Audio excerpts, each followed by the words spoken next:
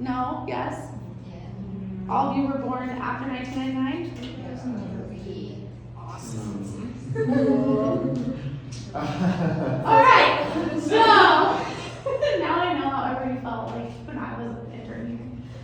And Matt and Dennis were both here when I was here.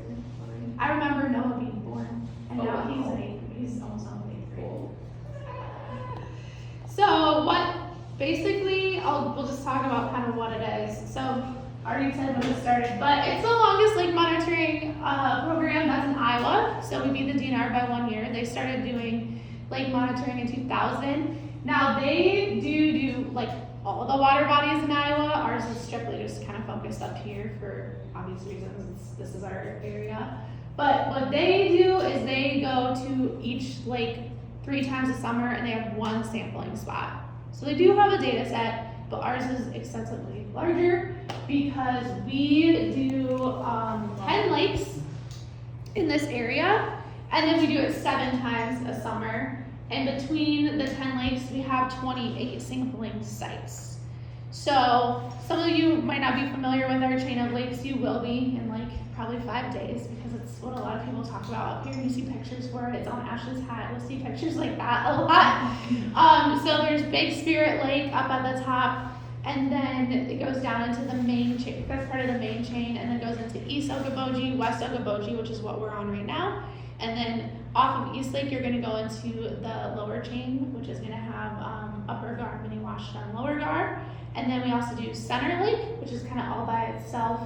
If you go over kind of by the hospital and Bombers, you can like look over and see Center Lake. And then within kind of the canals, which is a little system that's kind of over here, there's Turtle Lake. So it's kind of its own lake. It's kind of not, but we have a site in there. And then we go over to Lake Park, which is a town over that way, and they have Silver Lake, which I guess it's probably better to show you the picture. So this is Silver Lake over in Lake Park. They have 4 sites. So yeah, Big Spirit Lake, East. East is kind of its own crazy thing, because East is kind of more of a river system than a lake system. So we kind of have a spot in each of the little like pooling areas. And you got Big Guy West, and then Lower Chain, Center. And then Little Spirit Lake gives us 1 site in Minnesota, because that lake is split by the borders, because the lakes don't care about lines for students. So that's where we have all of our volunteers go out, and they go 2 times in June, 2 times in July, 2 times in August, 1 time in September before it gets too cold. And we've had all the things that you've learned that they'll collect going since then. So a big goal of like this year and into next year is that we're gonna try to get our data set all kind of like condensed and flattened out and put into a user dashboard on the internet. So I know Lindy's gonna try to work on that, and Sam's gonna try to work on that, but I'm sure if somebody is interested in working on that they would welcome the help, and if you know how to do things like that. So we'll see. That's a big goal, because a lot of our volunteers, some of them, like I said, have been doing it a long time. They want to be able to see the results now. Like we do show them things at an end of year picnic and stuff, but they want to be able to show their family what they're doing. Like they say they help do this, they want to be able to kind of show what's going on. We also have 2 Leon buoys, which I think I have a picture later, but on the map there, the West Lake Leon is here, and then I don't think I have the Big Spirit one on there. No, I have a picture of it later. But those are going to be continually getting data for us as well. They're like a big sonde, and then they have the thing that goes down that has every like 5 or 10 feet, it's taking like temperature, dissolved oxygen, pH on some of them. The one buoy has chlorophyll, the one does not. Spirit Lake does, but Okoboji doesn't. Okoboji's the older one. It was the first one. I just want to throw in something that's really neat about CLAMP is that it is, like Megan said, all volunteer ran. Mm-hmm. So it's citizen science that's been taking place for 26 years. So all the data that's been collected have just been from volunteers that have been trained and gone through the process of learning how to take these samples. So it's a really fun way for volunteers to also blend their love of the lakes with science and kind of start to really understand like water quality and what affects water quality. But yeah, just really cool that it's all volunteer ran. Pretty much. Yeah, I mean, Ashley and I are, it's like pretty minimal. It's like we do the training because we're here to like support them and try to get them kind of scheduled, but other than that, they're doing majority of the work. So, and it's been really cool in the last few years since Ash and I have kind of taken over. We were kind of trying to pivot to like getting more people involved, and we've gotten a lot of families and like grandkids and grandpas and aunts and uncles, like people that are up here maybe a few times a summer, and like say their grandkids are here for the week. We've gotten trying to get a lot of younger people in because a lot of our beginning volunteers have been doing it for like 25 years, and they're either retiring or moving away or getting rid of their boats, and so we're trying to keep it going by amping the participation up. So I go to all the Lake Association meetings in the area. Tonight I have to go to East Lake Association, and I tell them about CLAMP. The first year, it was really surprising because some of those associations didn't know that it existed, even though it had been around for about 19 years at that point. So I've been trying to get to Lake Associations. I also go to other local organizations. I go to Kiwanis Rotary, and another local one that wants me to come to the go on the radio today. I don't want to listen to that. It was crazy because I just did it at 10 and then it's already on Explore Okoboji. I'm like, whoa, people can listen to that. I don't want to listen to myself, it's scary. Even though I used to be on the radio. I did. It was in Carroll though, but. Why we do it, kind of just like why we just told you guys already. It's mostly for the data set, and then we can keep tabs on the lakes that way. So these are, obviously in this area, these lakes are a big source of everything. They're a big economic, big tourism. They are drinking water sources up here. So they are very important, and it's important that we keep track on what's happening within them in case we do see trends. We have some graphs that, it wasn't in data buoy. Okay, stop. We get to see the graphs, so we like to see the trends that are happening, and in some of our lakes, we can see when zebra mussels came, and we can see when they have a big year, a big population boom, because they're filter feeders. So they will make water clarity actually improve, which some people get excited about, but then you have to tell them that's because of the invasive zebra mussels, and they're eventually gonna all die, and then all the shells are gonna wash up on the shore, and then there's gonna be more calcium, and you'll slice your foot open on the beach. But we can see when they enter the lake systems, and then when they have boom and bust years. And then last year, we had a really big flood event up here in this part of Iowa. It affected pretty much all of northwest Iowa. And so we're excited to kind of see that data. Like, we haven't crunched all the numbers yet. I've only seen a couple lakes. Of what that did and how that affected. Because here on Westlake, there are actually banks that collapsed into the water because they got so saturated. So that's a lot of extra nutrients, a lot of extra sediment that carry phosphorus and all those other things. So we're hoping to see if those were up or low or what have you. We will find out next year, maybe once we crunch these numbers from this year into there. But it's going to be good to see all that stuff. And then, like I said before, we have the Gleon buoys. So if you happen to be out on Westlake or Big Spirit and you see something like this, this is gonna be where our Gleon buoys are. And so they have, this is just like to say, hey, don't run into me and the solar panel. Though, not the Big Spirit. The Westlake has been run into twice by boats. So that is gonna hurt your boat pretty bad too. So that's that, but then you can kind of see in the picture there's like a song that kind of hangs down right here. It's basically like a giant one of these guys, like, because these are going to be like our DL meters.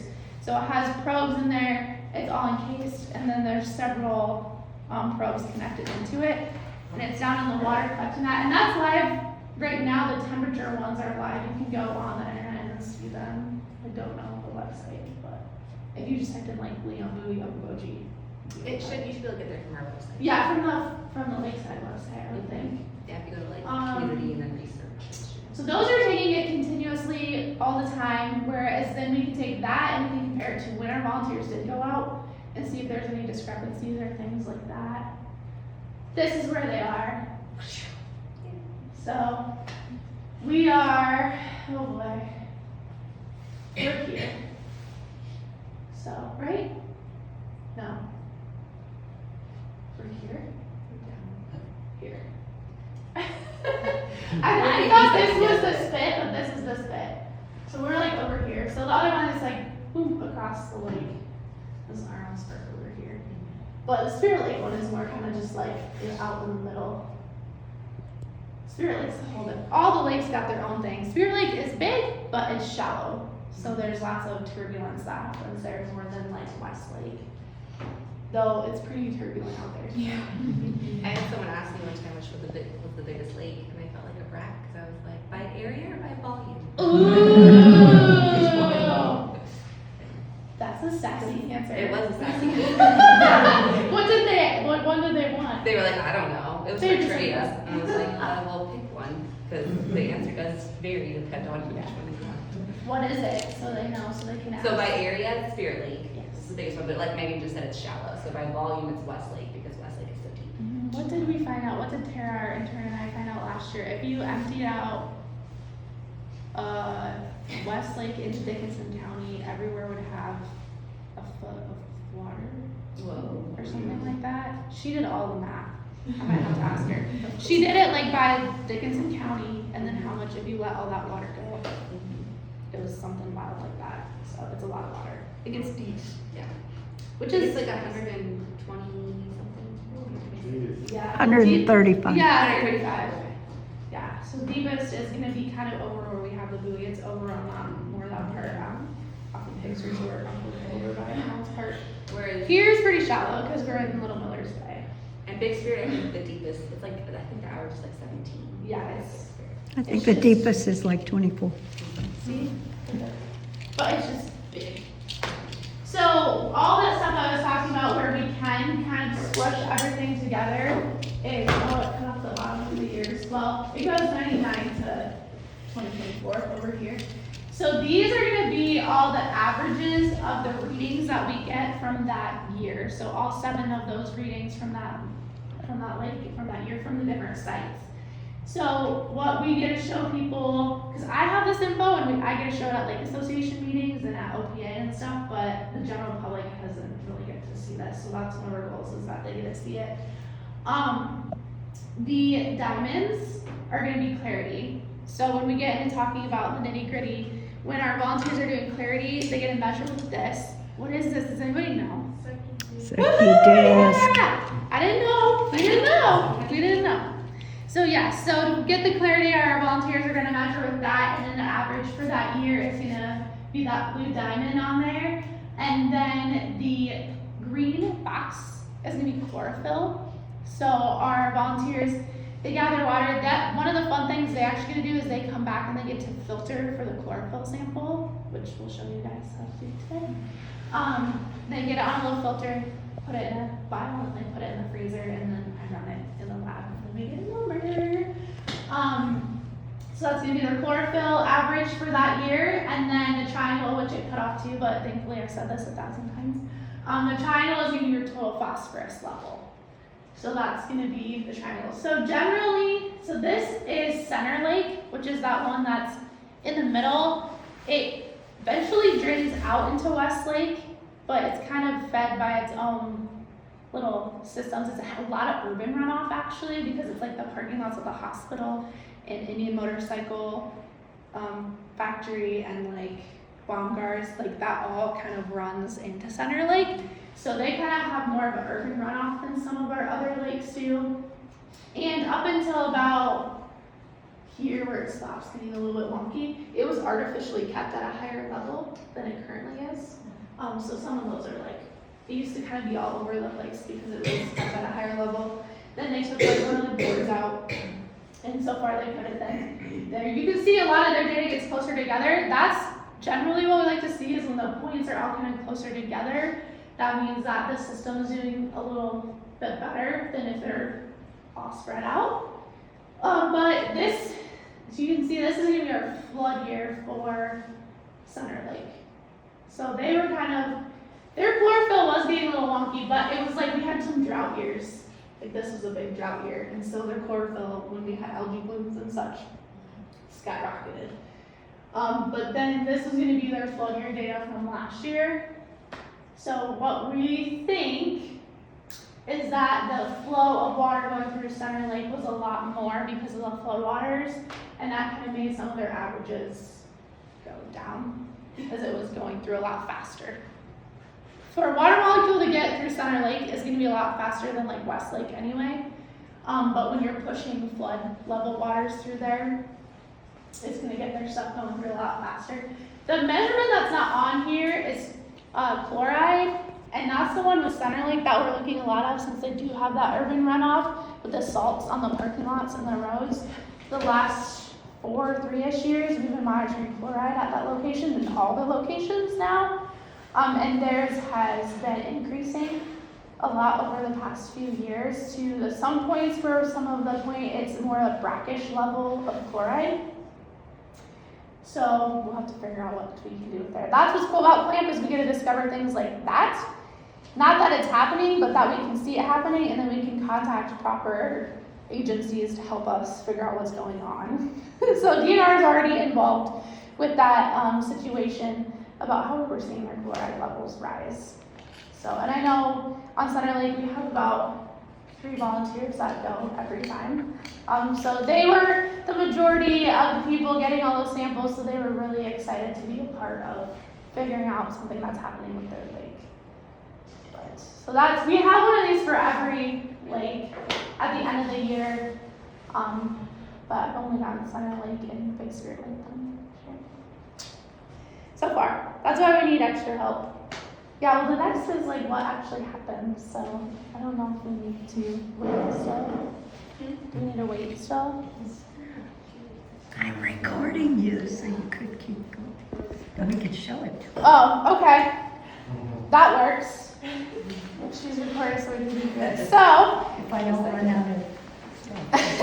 so that's what CLAMP is. That's why we do it. Why we've been doing it so long. Why we want to keep doing it. Ashley and I want to continue it going on and not just let it quit. And all the testing, like when it's actually doing testing, all of that is provided by the Friends of Lakeside Lab, because it does cost money to get all those samples run and all these bottles that we get. So that's actually provided for by Friends of Lakeside Lab. So we're very thankful to have them help do that. So, with scheduling, you guys don't really have to learn a lot, but this is kind of how we'll go through it. I'll tell you how the volunteers normally schedule, just in case somebody does randomly stop you and ask you, because you will see that that happens a lot on this campus in the summer. There's lots of people driving through and visiting, and they want to know what this place is and if you can help them. Then we'll go on what equipment and the bottles that you need and how that's going to work, and then what happens when you're actually out on the boat and what the volunteers do when they're out there, what you do when you get back. And then that's pretty much it. So we have them just scheduled on a Google Doc, which I can get sent out in the Slack, I'm sure at some point. I will write that down right now. So this is our one for this year, as you can see. Well, we haven't had any trainings yet, so nobody signed up. Are you in a camp? We don't even have your camp up there.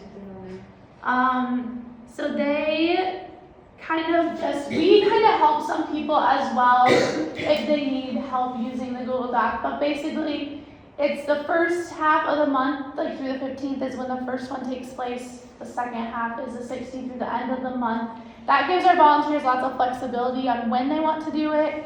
A lot of them, the older ones that are retired, like to go out right in the morning when it's a little less busy. But as the years have been going on, we do get people that want to go out more on the weekends or later in the evening. So this helps keep everybody kind of know what's going on, because we do only have 3 sets of the meters they take, so we have to make sure we don't schedule a whole bunch of people going out at once. But it's Google Doc, it gets color coded. That's pretty easy. Next we'll talk about what equipment we're using and the bottles and stuff. And this will change a little bit because our headquarters, where we're gonna go today, is gonna change probably midsummer. It's gonna change before next week. We just haven't had time to do it because the building that it's in, I don't know if they made you aware yet, is getting torn down and replaced. So we're gonna move to a temporary building. But the equipment we're using is, like you guys already identified, we got a Secchi disc. We have a couple YSI meters. One is going to be our dissolved oxygen meter, and one is our pH conductivity. So that conductivity is helping us with that, with the chloride readings as well, help telling us about the salt that's in the water. And then these both will take temperature as well, that we will have them record. And then they come and they get a cooler as well. There's a bunch of coolers in there. And they're gonna have bottles that they actually need to collect the samples. And I will figure it out in the new building, but we usually have the lake lined up with the bottles that it needs for that sampling session. So basically, it make it very easy for the volunteers. They come in, they have the bottles they need, they get the meters from us in the lab, they have to check them out from us. They get their Stucky disc, they get a collection container, and they get pencils and things, and then they're ready to go on the boat. So for today, they'll be over there. We'll change the location, but So everything that the volunteers or you all, if you decide to go sampling, that you need is on the cooler.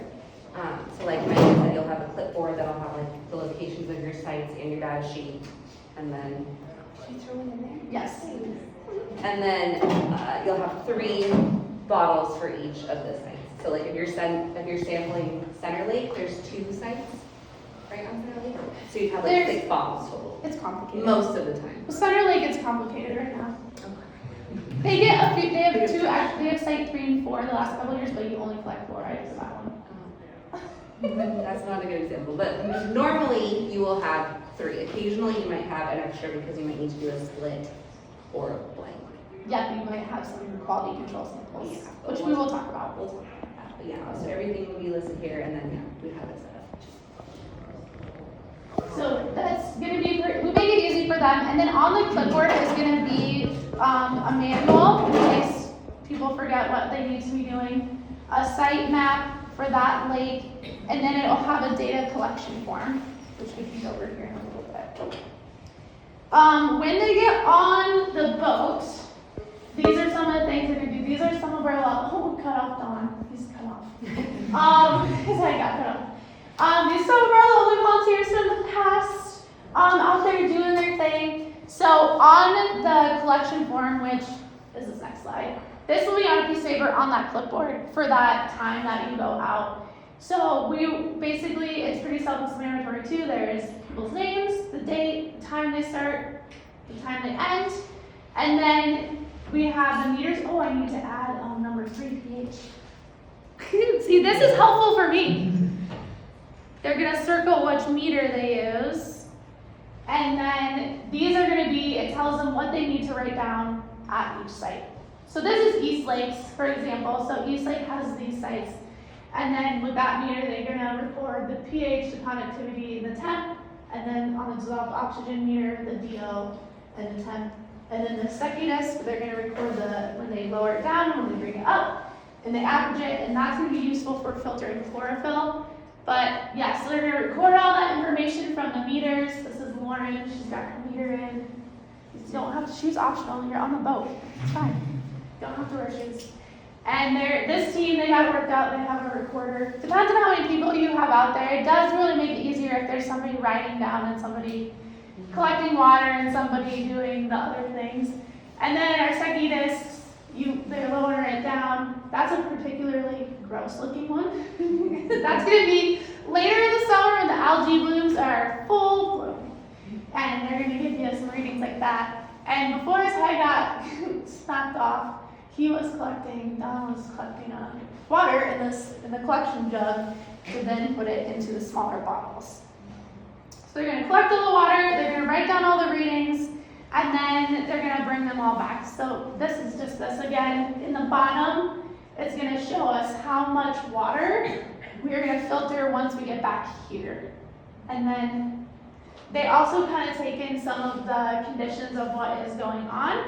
And then there's blank spot. I have different volunteers that like to write little notes like they saw a dead fish, or they saw an eagle, or that there was a big algae bloom or something like that, which we do take into consideration because it's good to have those observational notes as well. Or some of them just like to be like, it was really nice today and I brought my grandson. It's cute, I like it. So with those, there will be times where it will only be one sample if it's happening during that time. So let's say like East Lake 56-1, it's the time of year that it's gonna have quality control. So with quality control, it's gonna have a blank sample and a split sample, and these boxes will be checked. You have to make them one box. Because you're always gonna have, if you have a blank, you're gonna have a split. If you're doing quality control, you're gonna be doing both.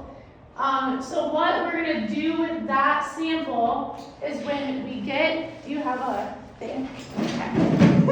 I keep doing this, but like, so you can see what it's like. I just want to quickly say how we fill the bottle. That's a good idea.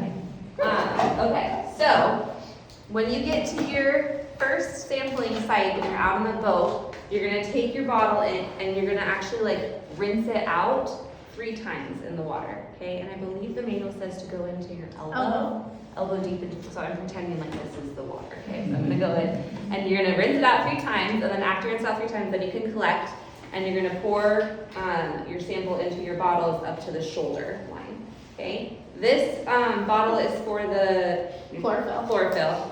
This one though, for the nutrients, does have a little bit of sulfuric acid. There's a label on the back. So if you like, oh, I poured a little bit past the shoulder, like it's fine, don't dump it out, okay? And also be careful not to let it like, get in Don't your open them hand. and look at them in your eyes. Yeah, there is like, so there's a little tiny bit of acid, but yeah, so like if you overfill it, that's fine, don't like pour it back into the lake though. And then this one right here, The vial is for microcystin, we filled up to 11. Okay. It goes to yeah, so you fill it 11. to 11, Or does okay? that make you really old, that reference? Spinal tap? Okay. Okay, so that would be like your normal, that's if you're not doing quality control. If you are doing quality control, then you would have like 2 bottles for Like everything. Okay, yes. And so you have bottle B and bottle A, so after I rinse this out 3 times and I fill it up, then I'm gonna just like, exactly what it sounds like, split my sample in between the 2 bottles that I'm pouring. Okay, does that make sense? Okay, then we're gonna take all our other samples, go to our next site, and I'm gonna get more water.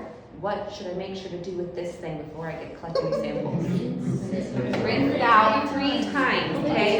I know that might seem silly because you're on the same lake, but it's still important to rinse it out 3 times before you collect any of your have samples. these, I guess, to look at. It says what in here too. Yeah, so that's the bottle Especially part. if you're like on a lake like East Lake, where every site is gonna be a little bit different. And I'm gonna quickly go over the Secchi disc part too, okay? Yes. So the Secchi disc part, you're gonna wanna make sure that you do it with no sunglasses on, okay? And I believe on the shady side of the boat. If possible, yes. Okay, and I will say that it can sometimes be difficult because even if you like have your boat still, wind happens, and so you might still be moving, so the Secchi disc might be moving, but just do your best. But the way the Secchi disc works is you're gonna lower the disc into the water until you can no longer see it, and then you're gonna mark where that is, and that's where these clothespins can be really helpful if you can't like get a good read on it. So like say this is the top of the lake, I can't see it anymore, then I would mark that spot. And then you're gonna pull it back up until you can see it again. And then you would mark that spot, okay? Then you can pull it all the way out, and then you will record these 2 measurements, your Secchi lowered and your Secchi raised, and then you'll get the average of those 2. And then that's what Megan said why that's important, is because that's gonna tell us how much chlorophyll we need to filter.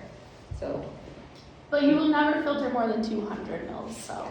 And- there's that. oh, there are times too when the volunteers will lower the disc and it will hit the bottom.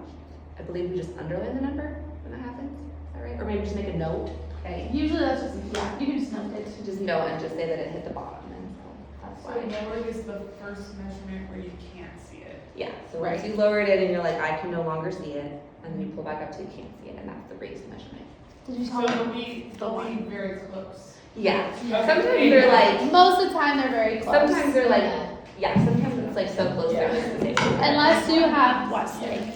Yes. In that case, they get a special one because it's longer and sometimes it's not long good enough. And then we'll go over these really quick too. So your dissolved oxygen meter, I would turn it on before you leave because it needs to be on for like 15 Like minutes. 15 minutes-ish. Okay. Something that's really important to keep in mind with this guy is try your darnest not to lose this.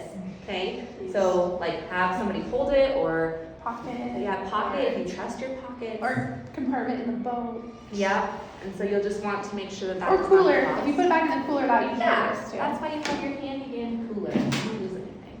And then you will lower this in to the water until it reaches right here, which I think is about. All of them has like about a meter tape line. If you can, some spots are too shallow. Mhm.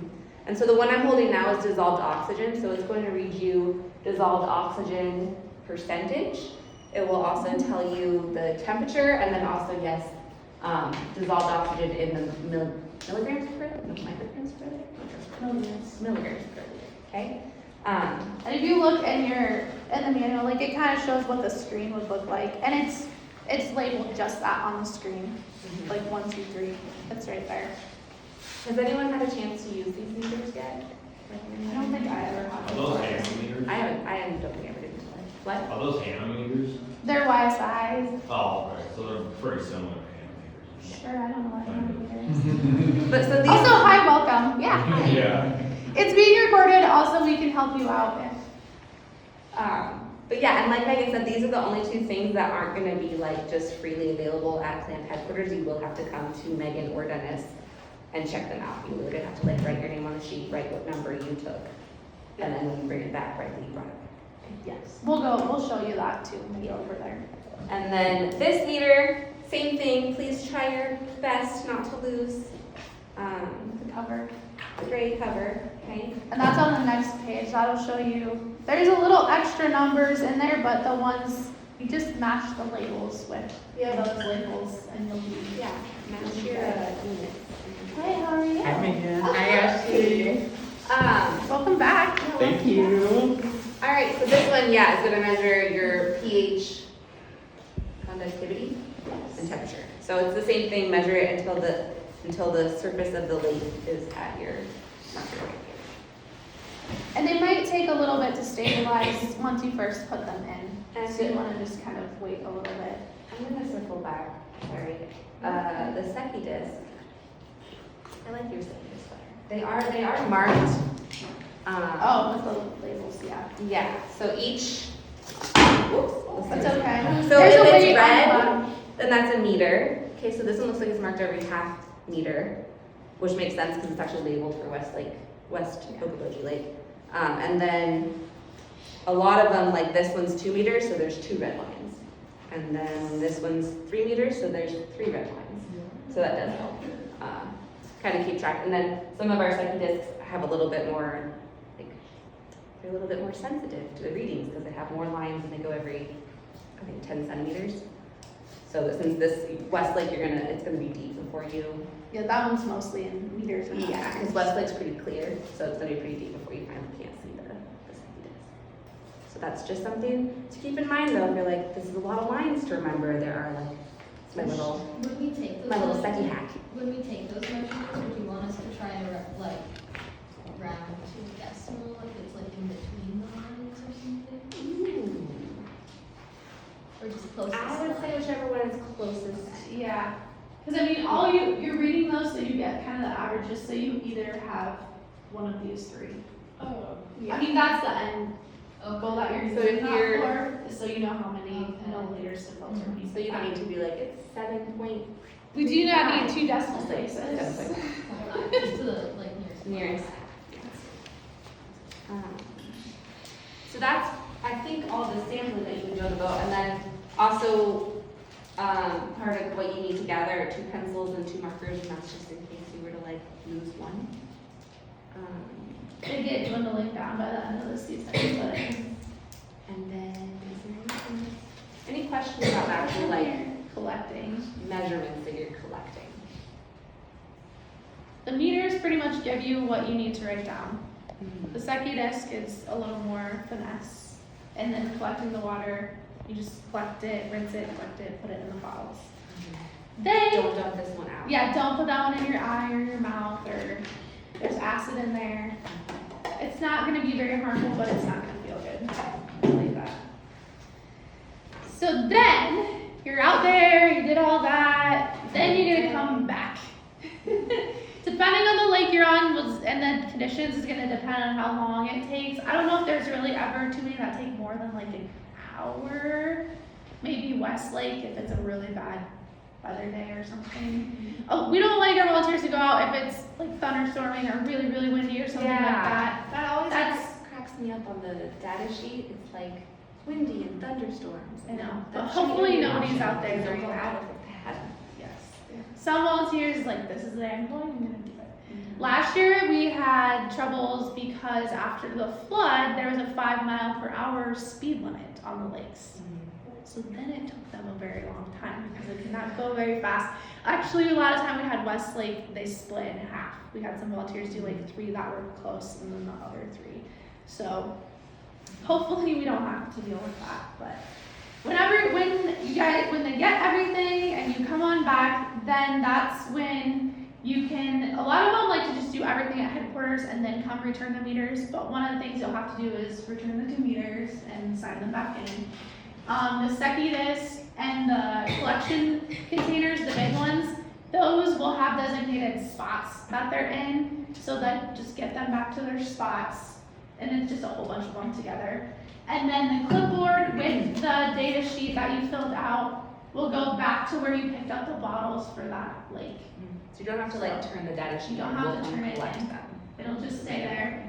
The cooler will go wherever you see other coolers and where you got your cooler from. And then the vial that you filled up to 11 while you were out there is going to be stored in the freezer. And then the acid bottle is just going to go in the fridge. You don't have to, the volunteers no longer have to do anything with that one.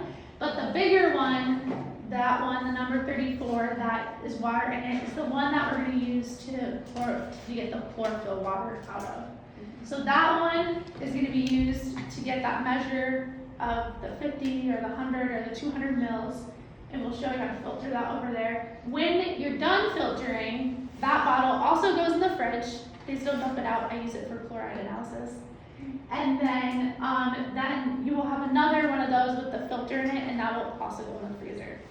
So at least like the things that are alike kind of go together. Like the vials go in the freezer, the bottles go in the fridge. Ooh, okay. So where's this one going? Freezer. Where's this one going? Fridge. Good, perfect. Where's this one going? Fridge. And guess what? There's pictures on the fridge. So for all volunteers, though, we try to make it as easy as possible. Though if it's during working hours, Dennis knows all these things too, or Ashley is here, or I'm here, hopefully, and we can kind of help everybody do that. But this is just some pictures of some people doing the filtering. These are some of our littlest clampers. Talon has been doing it since he was like 8, 6. He's a pro by now.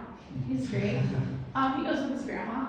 But we kind of have a vacuum pump set up over there, which will move to the building.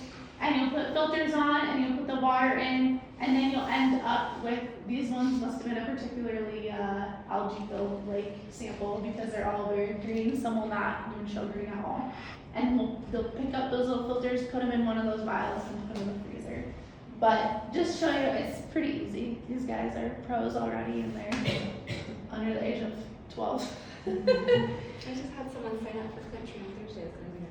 Oh, yay! That's exciting. So now I don't know, we probably won't really work with the meters and the Sekidas too much. Those will kind of be in the field things if you guys need more training with that. Because I know for IHR, which is later this afternoon, you guys will probably be looking at using the same meters, so you'll get some. Plus I haven't had time to check them yet. They might not be completely accurate. But so our hands-on training time is going to be going over to show you how to filter things. And I probably need to grab some water. Are there any questions so far? So you might have realized that like all this sampling takes place on a boat, so don't be discouraged because I'm gonna assume I don't just have boats. Is it bring your boats with you? So if you're like, this sounds awesome, I really want to do that, just like let us know and we'll like pair you with a volunteer. Volunteers love taking out interns. Okay. They like to hear your guys' stories. A lot of times they like to know where you're from and what you're doing because a lot of our volunteers are also like on the board or like they just have been involved in the area for a long time, so they love to see other people taking active participation in their local area. So they love it. They also love it when you carry the cooler for them. On the way back, Yeah, I'm like when that. it's full of water, Yeah. especially if it's Westlake and there's like 8 samples. But I've even heard stories about like stopping at the Nutty Bar stand while you're clamping, Yeah. like go Depends on run in who and you grab a got. cone. Depends on who your volunteer is, but so yeah, don't be discouraged. We can definitely pair you up with some volunteers and Well, and that's why we'll send out the schedule Google sheet too, because then you'll be able to see if you have like a free day and you're like, oh, that's a day that somebody's going out, you can hop on them. Yeah. For sure. And then we are doing, Megan touched on it, but we are doing a junior campologist camp. So I might need some of you to help volunteer with that one, just because those kids are gonna go out on boats with volunteers. So I wanna make sure that there's enough education staff. I'm sure you're putting it up. Enough adult to child ratio on the water. Yeah.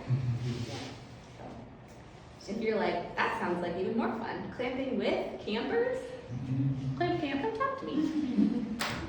These are some of our volunteers for last year. Thanks, guys. There was more than that. It's in September. Some people have left by the time we have the picnic back to where they go in the winter time.